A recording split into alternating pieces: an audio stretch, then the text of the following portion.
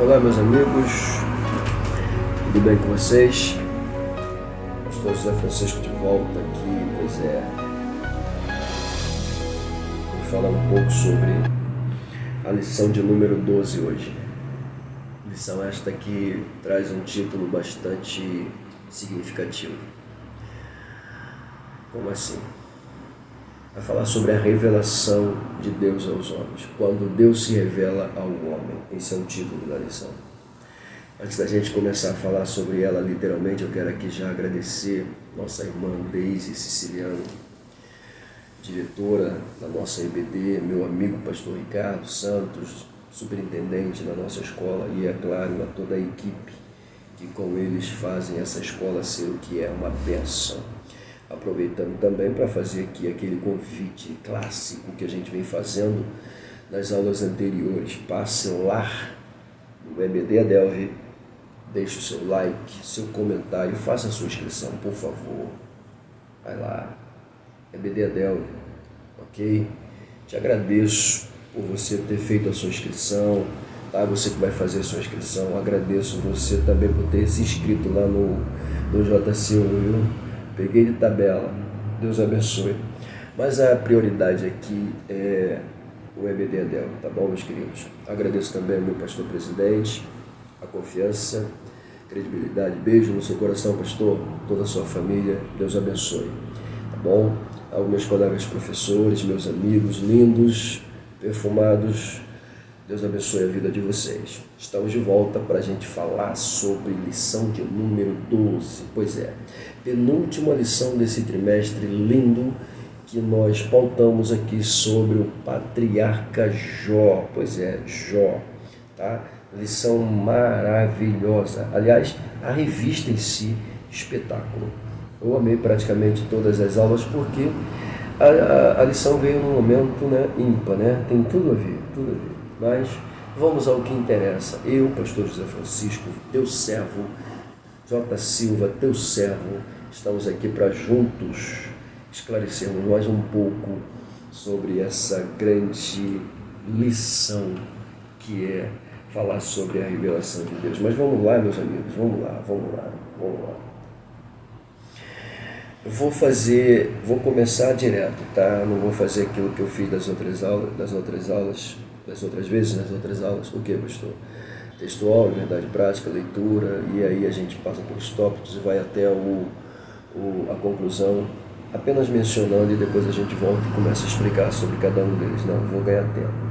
Vamos lá.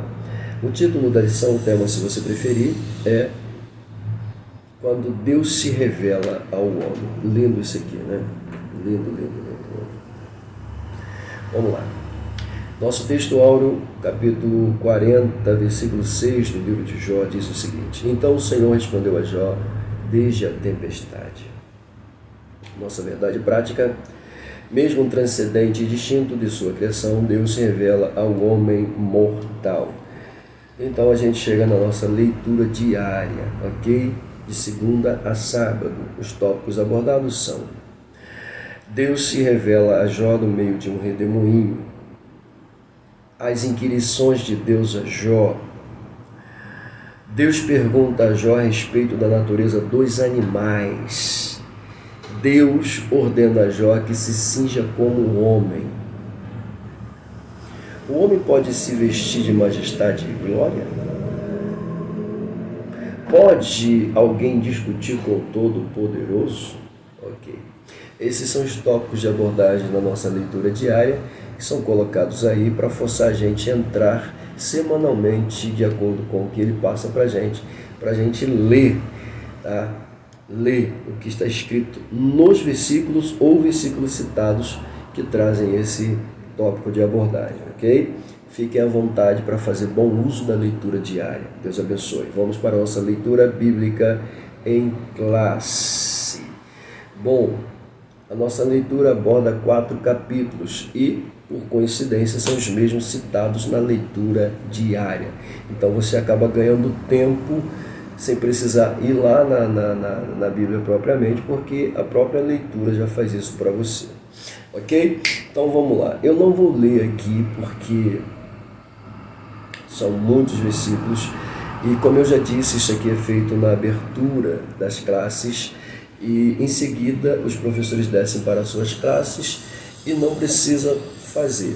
Mas, se você quiser fazer o que eu vou fazer aqui de forma bem sucinta, não tem problema nenhum. Quando eu digo para não fazer a leitura em classe, é porque a gente fazendo a leitura, a gente já quer interpretar, tá? Parte do princípio aquela vontade lá dentro de nós de querer esmiuçar o versículo, e aí a gente faz com tanta ênfase, com tanto gosto, que quando chega lá na lição, a gente já falou tudo o que tinha que falar. Tá? Mas eu vou fazer aqui uma síntese, porque eu não vou ler. Então, não lendo, a síntese me obriga a fazer isso.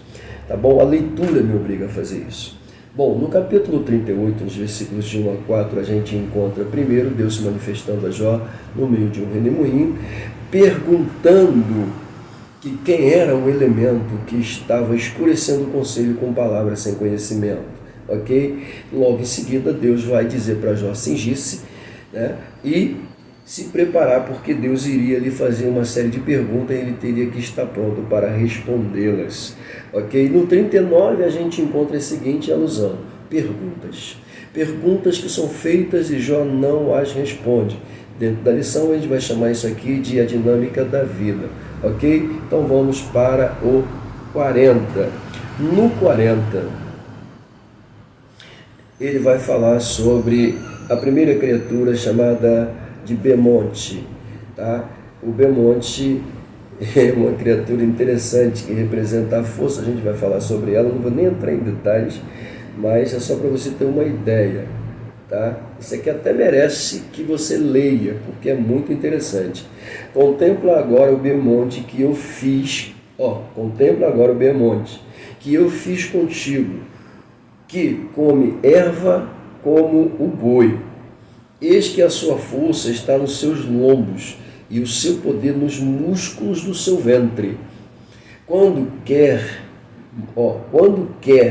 move a sua cauda. Quando quer, move a sua cauda como cedro.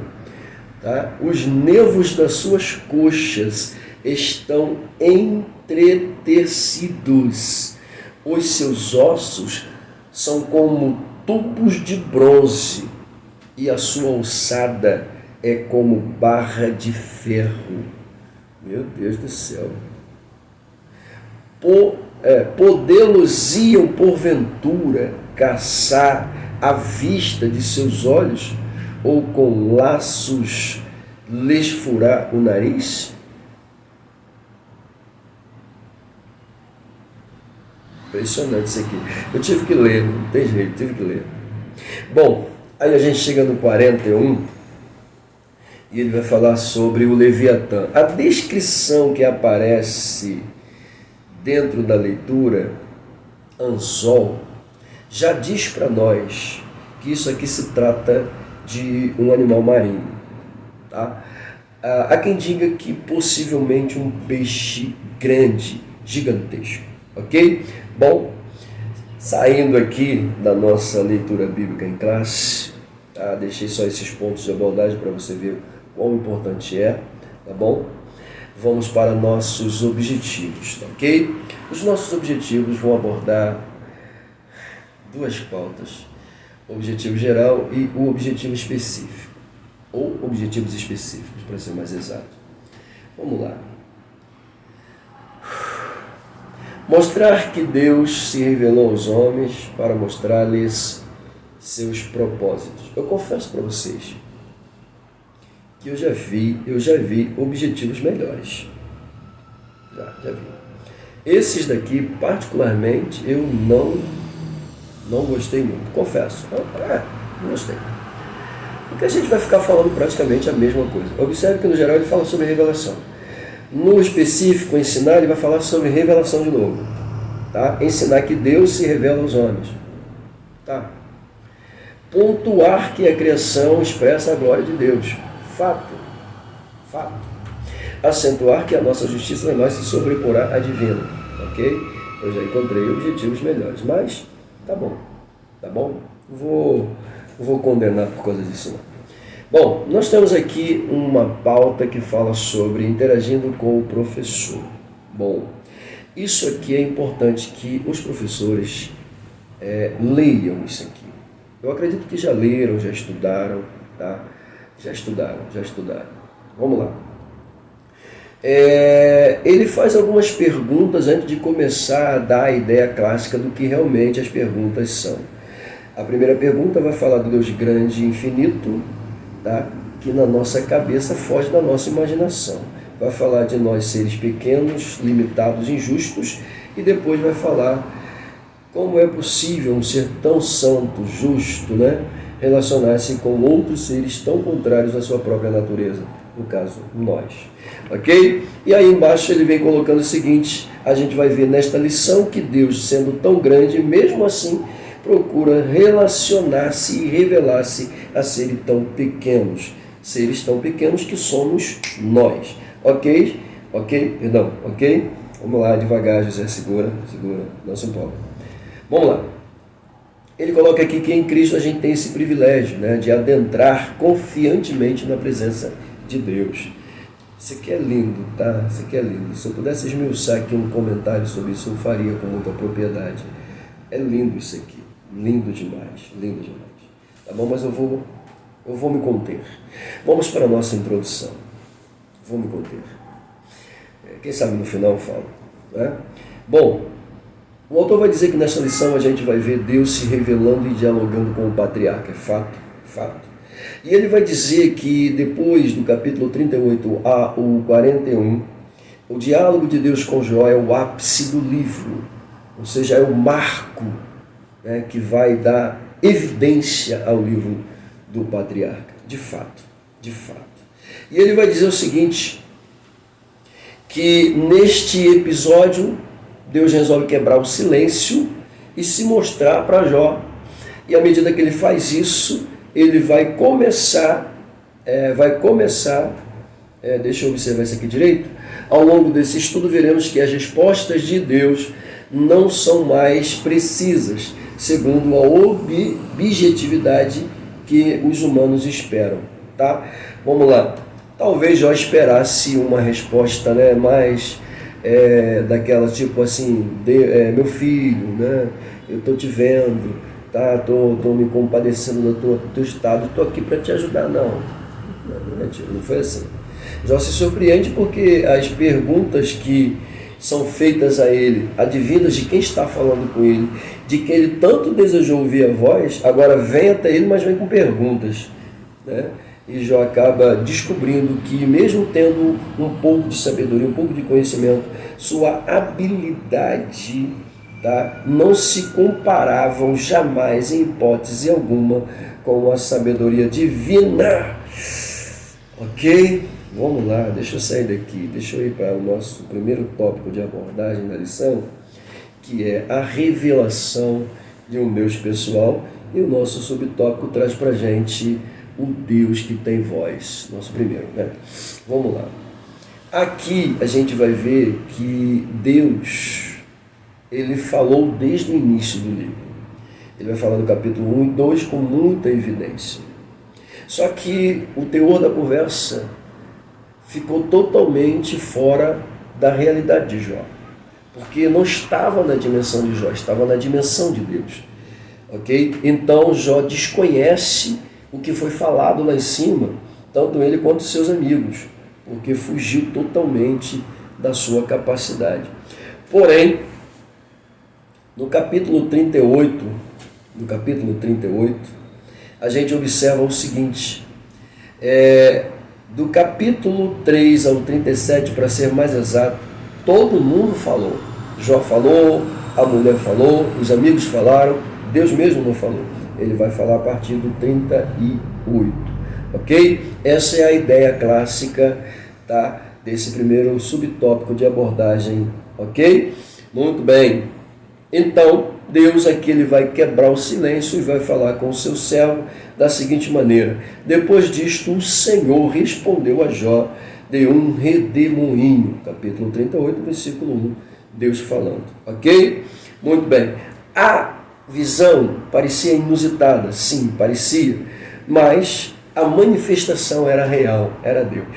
E aí a gente entra no subtópico de número 2, cuja descrição é a poderosa manifestação de Deus, ok?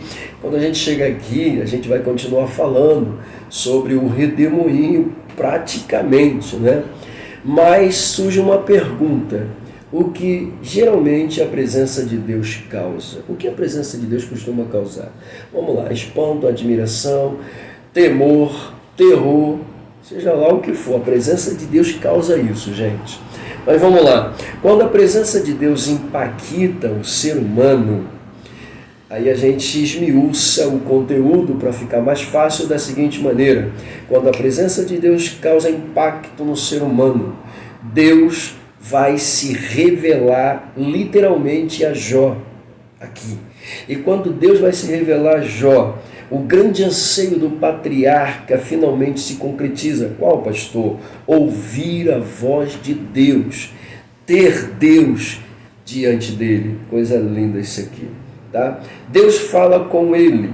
A visão do redemoinho, disse que a gente ia continuar falando, tá? A visão do redemoinho e a voz saindo do meio dele tratava-se de uma manifestação divina, que o autor chama de teofania ou teofânica.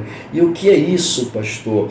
Teofania é a presença, é a manifestação visível da glória ou da presença de Deus. Escute isso. O redemoinho, por sua vez, representa então a presença do próprio Deus. Logo, teofania aqui é uma presença, é uma manifestação visível da presença de Deus. Coisa linda. Amém? Deus abençoe. Não vou falar aqui sobre os personagens que ele cita aqui, porque isso aí não há mais necessidade, mas se você quiser, fique à vontade, faça bom uso, tá, meu professor? Não ignore todas as informações, tá? Eu só tenho que ser bem sucinto aqui com vocês, apenas dando passos e ideias de onde vocês irão, para ficar melhor a didática de vocês. Então vamos lá, deixa eu continuar, subtópico de número 3, o que diz? O Deus que está presente. Muito bem, muito bem. Dentro desse subtópico, o que me chamou a atenção aqui foram duas expressões que o autor usou. A primeira delas, ele vai falar sobre os aspectos que dão nomes ao Senhor Deus Todo-Poderoso. Vamos lá, o primeiro que aparece aqui é Jeová, cujo significado literalmente é Senhor. Jeová, que representa Senhor, é o Deus do pacto, segundo nos apresenta o autor. Por quê? Isso aqui nos força a sair dessa realidade e entrar um pouquinho dentro do que nós encontramos nos originais, que é o tetragrama sagrado. Esse tetragrama sagrado é composto por 4 consoantes, H, Y, H. Ou se for a versão inglesa, aparece Y, H, W, H. Eu gosto mais dessa. E o que acontece? Essas 4 consoantes aqui, elas estão alocadas ao nome de Deus, ao nome Jeová. Ou seja, no Antigo Testamento, quando os sacerdotes se deparavam com essa leitura e encontravam esse nome, eles substituíam por Adonai. Chamavam aquele tetragrama sagrado de Adonai, que é uma alusão de Senhor, ou Senhor também, tá? Eles nunca citavam aquele nome, eram proibidos de citar. Somente o sumo sacerdote podia fazê-lo uma vez por ano. Quando sacrificava por todo mundo, ele usava o nome, e então citava o nome de Deus. Mas acabava sendo segredo também, porque ele citava lá dentro do Santíssimo Lugar. Quem é que ia ouvi-lo falando o nome de Deus lá dentro? Ok? Mas a tradução chegou à conclusão de que o tetragrama sagrado está relacionado a Iavé, ou Jeová, se você preferir, ou ainda Javé, se você preferir, não tem problema nenhum. Tá? Iavé, Javé ou Jeová é a mesma coisa. Bom, e aí é a tradução que vai dar essa característica de Jeová como sendo o nome de Deus. E o que significa Jeová? Senhor. E o que representa Jeová? O Deus do pacto. Está aqui. Tá bom? A segunda que aparece aqui é o termo El Shaddai, ok? Houve alguns argumentos tentando descaracterizar a forma do termo El Shaddai. Como assim, pastor? A palavra El, Deus, e Shaddai significa aquele que supre, aquele que amamenta. Então não seria conveniente dizer que Deus amamenta, entendeu? Então essa expressão há pouco tempo passou a ser praticamente ignorada do seu sentido original. Porque, veja bem, uma pessoa que mantém, que sustenta, que providencia, que tem poder. Então o termo não está errado em seu sentido de El Shaddai ser descrito como Deus Todo-Poderoso, em hipótese alguma, gente, pelo amor de Deus. O nome é forte, o nome é poderoso. El Shaddai, El Shaddai. Oh, maravilha! E aí o autor vai dizer o seguinte aqui. Esse segundo aspecto, El Shaddai, ele vai aparecer do capítulo 3 ao 37 com toda a evidência. Vai ser citado o tempo todo pelos amigos de Jó, tá? De forma muito clássica, até pelo jovem Eliú, de forma muito linda, muito linda, muito linda. Eles exaltaram a grandeza de Deus. Exaltaram. Mas eles esqueceram de um fator, o quê? Misericórdia. Porque alocando El Shaddai, ou Deus Todo-Poderoso, dentro dessa realidade, eles ignoraram a misericórdia de Deus. E sabe o que é mais interessante? É que Jó estava começando a acreditar nisso, que El Shaddai realmente, o Deus Todo-Poderoso, o havia abandonado. Olha só. Por quê? Porque um Deus que é todo-poderoso, e a gente viu na linguagem do jovem Eliú dizendo que a soberania de Deus sobrepujava o amor de Deus. Ou seja, Deus ele não tinha amor, não tinha misericórdia, ele era soberano o tempo todo. Tá? Então o termo El Shaddai aqui, na linguagem deles, representa justamente isso, um Deus sem misericórdia. E não era essa a realidade, tá bom, meus professores? Fiquem à vontade, cavem mais, deixem eu voltar aqui, porque senão a gente vai ficar preso aqui, tá muito lindo isso aqui. Tópico de número 2. Tópico de número 2, vamos lá. A revelação de um Deus sábio, gente. Maravilhoso isso aqui. Aqui a gente vai falar sobre dois pontos lindos, né? Que é a mecânica divina, celeste, e a mecânica divina da vida. A gente vai falar sobre esses dois polos aqui. Então, no primeiro subtópico vai falar sobre a mecânica celeste. Na mecânica celeste, olha que coisa linda, né? A descrição mecânica divina mostra como Deus rege, comanda e controla o universo. Pegou a visão? E ele convida Jó a contemplar isso. Contempla, Jó, e tenta entender isso aqui. Me dá a resposta disso aqui. Só que Jó não sabe dar, porque Jó não sabe como é que funciona. Mas Deus sabe. Glória a Deus. Oh, meu Deus do céu. Então o grande sábio Jó, como diz o autor, o grande sábio Jó, como ele mesmo havia se mostrado, descobre que nada realmente sabia diante da realidade apresentada pelo próprio Deus. Não sabia. Meu Deus do céu. Eu viajo aqui, gente. Mas o que me chama a atenção nesse subtópico aqui, logo de cara também, dentro dessa mecânica divina, é que Deus vai apresentar dois grandes polos da criação. Quais, pastor? O mar e o sol. Por quê? Esses dois elementos são essenciais à vida. Maravilha de Deus isso aqui. E Jó desconhecia a grandeza desses dois elementos. E Deus vai mostrar para Jó que está tanto no controle de um quanto do outro. Ou seja, ele controla tanto o mar como controla o sol. Coisa linda. Jó não consegue entender isso. Deixa eu ir para o subtópico de número 2, que é na dinâmica da vida. Meu Deus do céu. Esse negócio é lindo demais. Na dinâmica da vida aqui, pega isso aqui, gente. Pega isso aqui. Jó nada sabia sobre a ordem da criação. Nada sabia. Muito menos sobre coisas, muito menos sabia sobre a providência divina de mantê-las. Tudo bem, citou coisas lindas, né? Mas não sabia como é que Deus mantinha, como é que Deus controlava, como é que Deus fazia. Não sabia. Oh, meu Deus do céu.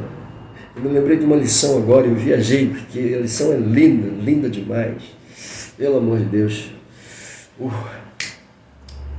Bom, o fator sobrevivência aqui, meus amigos, é o deslumbre da criação. Coisa linda, né? Meu Deus do céu. Jó deveria ser capaz de responder as seguintes perguntas. Deveria. Segundo o autor da lição, Jó deveria ser capaz. Deveria. Olha a expressão. Deveria. Vamos lá. Quais são as perguntas que a gente encontra lá nesse subtópico? Vamos lá. Primeira delas. Como veio a existir a criação? Jó, como é que veio a existir a criação? Onde é que tu estavas quando eu fundava a terra? Jó não sabe responder. Como ela é preservada, Jó? Como veio a existir a criação, Jó? Como ela é preservada, Jó? Jó descobre que a sua sabedoria não consegue explicar para Deus, nem mesmo como Deus faz para alimentar os leões. E aí? Nem como entender as cabras monteses dando cria, protegendo ainda os seus filhotes nos lugares que elas estão acostumadas a sobreviverem. Como assim? O nome já diz, né? Cabra monteses. Impressionante isso aqui. Cabra que gosta de montanha, que vive nas montanhas. Como elas faziam para dar cria? Já não sabia, eu também não sei. Como elas faziam para proteger seus filhotes? Cara, é impressionante. Isso aqui é coisa que Deus faz.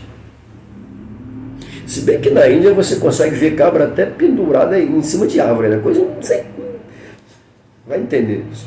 Bom, para subir numa árvore deve ser as montesas, né? Porque só elas têm essa capacidade.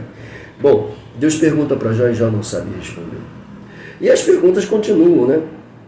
Sobre o jumento, sobre o boi, o avestruz, o cavalo de guerra, o falcão, a águia. Interessante que ao mesmo tempo que Deus pergunta, ele vai dando características desses animais. Gente, isso aqui é lindo. E torna o livro mais bonito ainda, porque à medida que Deus pergunta, vai dando as características, vai dizendo o que aqueles animais fazem. Ou seja, a cabecinha de Jó vai dando mais nó ainda, né? Se eu já não sei responder, e ele dando características, aí que eu não vou saber mesmo. Não é? É muito lindo isso aqui, gente. É muito lindo, muito lindo. O livro de Jó é uma coisa linda, né? Tem que ler com muita calma e com muito amor, porque é impressionante. E tem gente que diz que o livro não é real, né? É doido, né? Bom, deixa isso pra lá. Bom, a linguagem do autor me leva ao vislumbre dessa declaração tão linda. Qual? Que declaração? Que Deus, além de controlar, Ele é ao mesmo tempo a providência divina dentro do fator mecânica divina celeste e mecânica divina sobre a vida. Coisa linda isso aqui. Ok? Muito bem. Jó não sabia responder nem dar explicações para Deus. Se Jó não sabia responder nem dar explicações para Deus, ficava impossível para Jó, se é que um dia pensou que poderia discutir com Deus, que poderia se igualar a Deus, que poderia, se é que um dia pensou. Por quê, pastor? Jó está sem resposta diante de tanta sabedoria. Jó está calado diante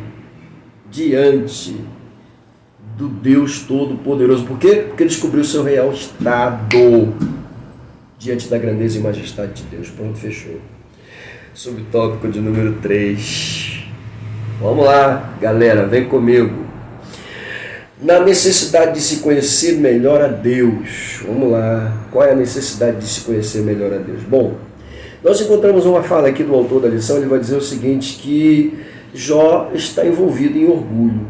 E era preciso que Jó contivesse seu orgulho. Bom, se Jó precisava conter seu orgulho, calma aí. Então o jovem Eliú não está errado. O jovem Eliú falou do orgulho de Jó, falou do comportamento de Jó. alegou que o orgulho e o comportamento de Jó era o seu pecado.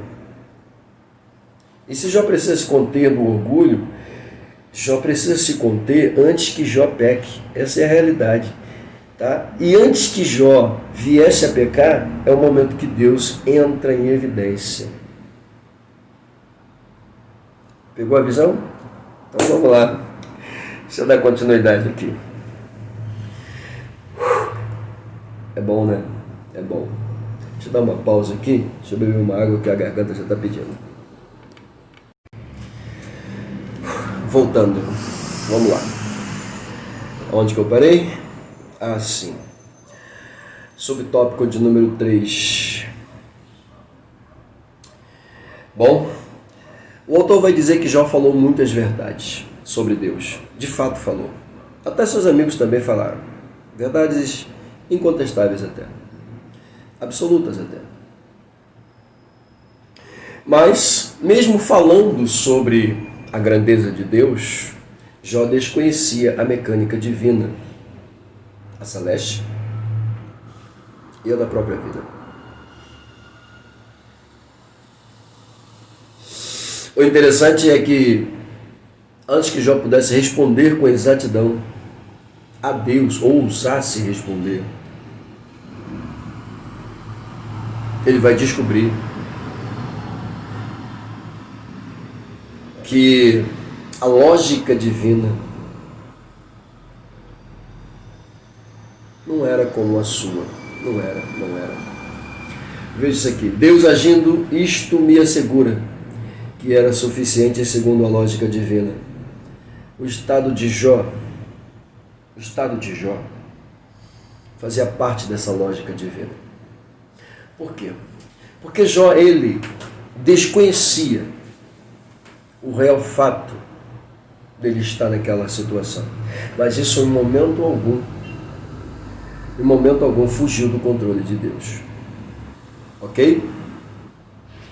E aí a gente chega à conclusão que realmente era hora de Deus se manifestar e falar com seus servos e calar de uma vez por todos os amiguinhos que ousaram discursar, dar conselhos a Jó, escurecendo o conhecimento, sem nenhuma base. Número 3. A revelação de um Deus poderoso e justo. Ok? Então vamos lá, meus amigos. Bom, gente. A revelação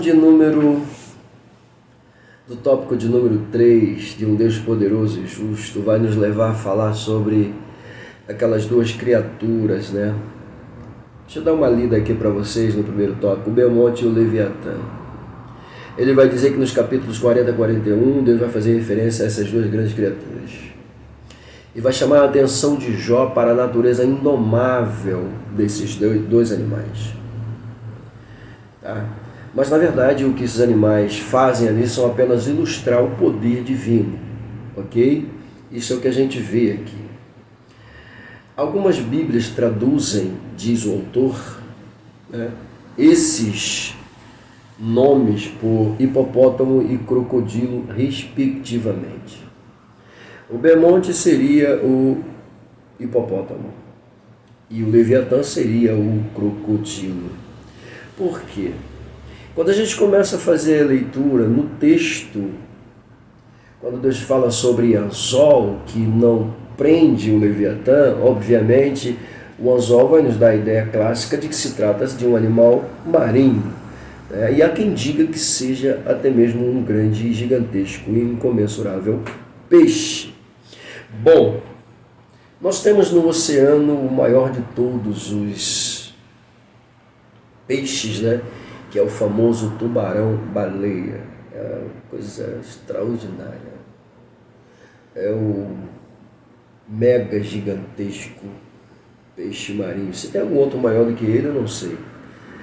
Quem sabe alguma baleia, não sei. Mas esse daí é o top de linha dos oceanos. A pessoa, se esse peixinho aí fosse violento, meu Deus do céu. Graças a Deus que não, né? Graças a Deus que não.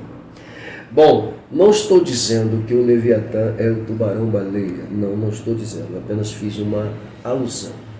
Ok? Há quem diga que trata-se também de uma espécie de serpente mitológica, tá? Que habita os oceanos. Claro, se eu for entrar nesse pormenor de mitologia, automaticamente daqui a pouco eu estou dizendo que é o Kraken, né? Da mitologia grega. Né? Mas não se trata disso aqui, tá bom? Também não vou entrar nos pormenores de que seja um crocodilo. Pode até ser, pode até ser. Só que o Behemoth também tem uma cauda violenta. Forte. Desculpa. As descrições do Behemoth no texto é assustador. A gente leu. Ok? Dê uma olhada de novo, leia com muita precisão, porque é muito importante falar sobre isso.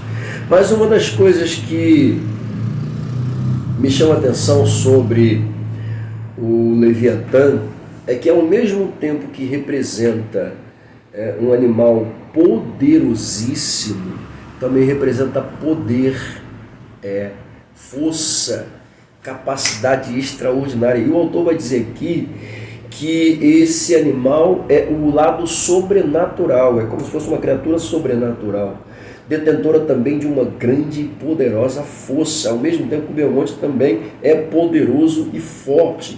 Ambos são fortes, ambos estão relacionados ao âmbito natural e sobrenatural. Ou seja, digamos que o Behemoth seja natural e o sobrenatural seria o Leviatã. Esses animais, eles não são amigos. No contexto, eles não são amigos. É como se fosse um contra o outro. Impressionante isso aqui. Tá? Leviatã está descrito como se fosse um peixe feroz. E a gente vê isso aqui no livro. Tá? E é descrito também como uma espécie de monstro. Tá? E aí a representação de ser visto como um crocodilo. Mas por que ele é visto como um crocodilo e algumas pessoas interpretam como se fosse um crocodilo e algumas bíblias também traz? Porque no mito fenício a descrição do Leviatã era justamente o crocodilo. Pega isso aqui. No mito fenício utilizava-se a descrição do Leviatã para falar do crocodilo.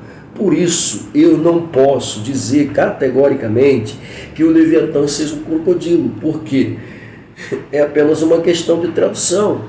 Posso e não posso dizer, e não vou afirmar o que a Bíblia não me revela. Que tipo de animal era? Não sei. Se é uma serpente, se é um crocodilo, a Bíblia não diz para mim.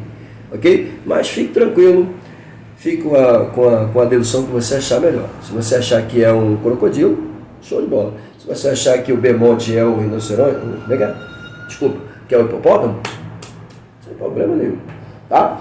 Só que tenha segurança para falar isso. Eu disse para você, tá, que o Leviatã é o nome usado no mito fenício, tá bom? Então vamos lá. Bom, deixa eu falar o que essas criaturas representam aqui, ok? Bom, o Behemoth representava a força bruta de um animal por excelência.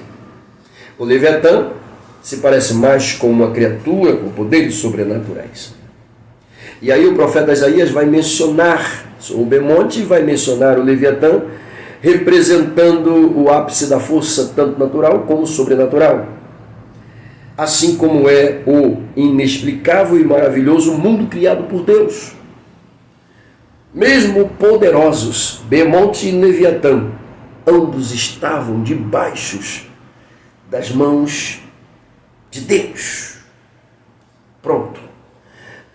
Jó fica impactado com a figura dos bichos, mas Deus está dizendo que tem poder sobre eles, assim como tem sobre toda a criação, tanto no universo quanto física.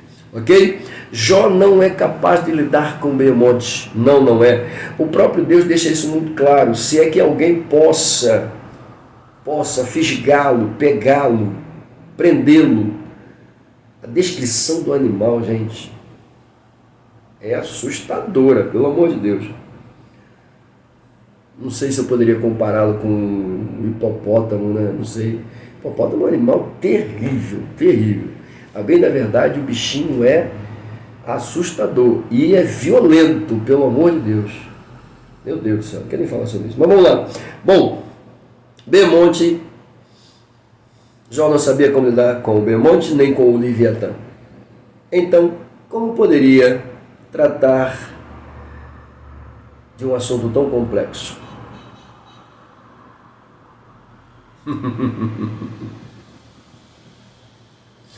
Será que Jó agiria com justiça tratando dos complexos humanos? Não.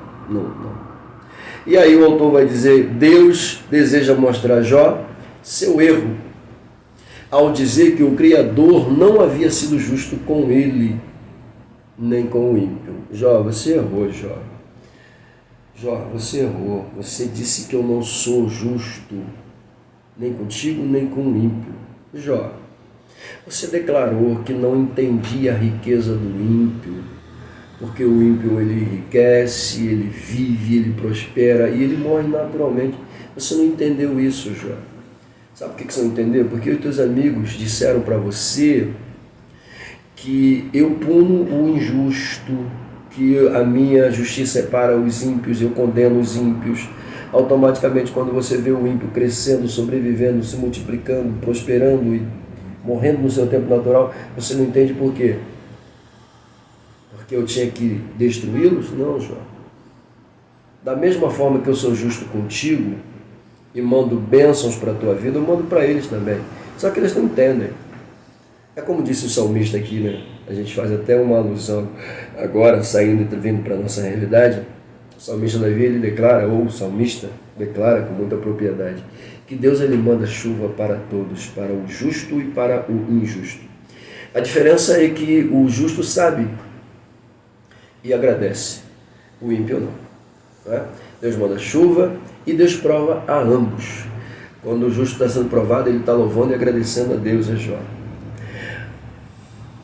Mas o ímpio está condenando, amaldiçoando os céus. E nem por isso, Deus vai simplesmente condená-lo. Porque Deus espera o quê? Que ele se arrependa. A bem da verdade, a gente viu que Deus não tem prazer no sofrimento de ninguém. Deus não tem prazer na morte do ímpio. Não tem. Porque o grande desejo de Deus é que o homem reconheça a sua necessidade, a sua debilidade e busque em Deus socorro, misericórdia, esperança, graça e fé. É isso que Deus espera. Tá bom? Vamos lá. Então, a descrição sobre o Bemonte já ficou esclarecido, né? Deus controla essas duas criaturas e aí a gente chega à conclusão da nossa lição, tá? Bom, o autor vai dizer que nesse estudo foi mostrado que Deus se revelou a Jó de forma maravilhosa, tá? E o que tanto Jó desejou aconteceu, o que? O seu encontro com Deus finalmente aconteceu, tá? Só que Deus não aparece para Jó para logo de início abençoá-lo, mas sim para colocar Jó em questões relacionadas ao que ele declarou antes, através do seu conhecimento, e ele achava que sabia tudo. Então, este se revelou a Jó não para recriminá-lo, tá? Nem para envergonhá-lo, mas para lhe aperfeiçoar. Claro, mas para isso Jó precisava entender quem era Deus e conhecer Deus. Então, as perguntas que Deus faz para Jó e a forma como Deus discursa é Deus se revelando para Jó quem ele é. E até a próxima, né? Na próxima a gente espera chegar àquele ápice onde Deus ele vai entrar com providência na vida do patriarca. Meus amigos, muito obrigado por mais uma lição que foi concluída. Obrigado por vocês estarem vindo aqui. Eu agradeço já desde as outras aulas. A presença de vocês tem sido marcante, tanto no J. Silva como no EBD Adelve, principalmente no EBD Adelve, tá? Que agora está indo direto para lá, graças a Deus. O Ricardo está conseguindo fazer isso, louvo a Deus, tá bom? A gente perde um pouco, mas a gente ganha pelo outro lado. né? E ganhando pela EBD, tá? Eu estou maravilhado e satisfeito.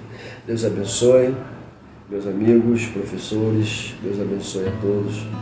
Me desculpem se porventura eu deixei de falar alguma coisa que não deveria.